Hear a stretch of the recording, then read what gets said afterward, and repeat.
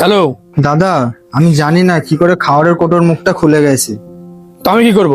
আর কিছুটা খাবার না প্যাকেটের মধ্যে পড়ে গেছে। তুই একটা কাজ কর, যেটা পড়ে গেছে সেটা কাছে কুচিয়ে ভালো করে প্যাক করে দিয়ে দে। রাখ।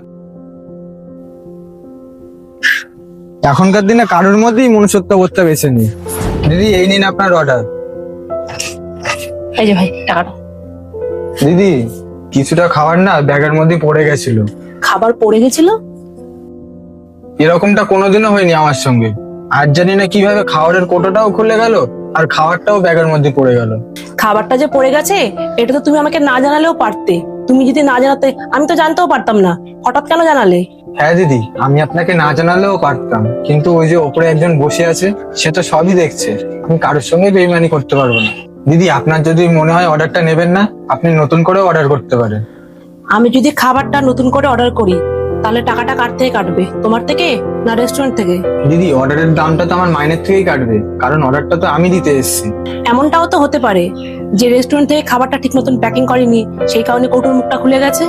হ্যাঁ দিদি, এটাও হতে পারে, কিন্তু ওনারা তো স্বীকার করবেন। তুমি একটা কাজ করো, রেস্টুরেন্টে আবার ফোন করে দেখো ওরা কি বলে। ঠিক আছে দিদি, এক্ষুনি করছি।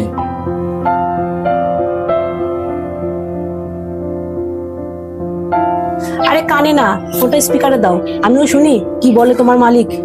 হ্যালো স্যার, হ্যাঁ বল, কি হয়েছে? কাস্টমার বলছে এই অর্ডারটা নেবে না, নতুন অর্ডার করতে চাই। আর নতুন অর্ডার তো আমি করে দেবো, কিন্তু মনে রাখবি টাকাটা কিন্তু মাইনের থেকে কাটবো।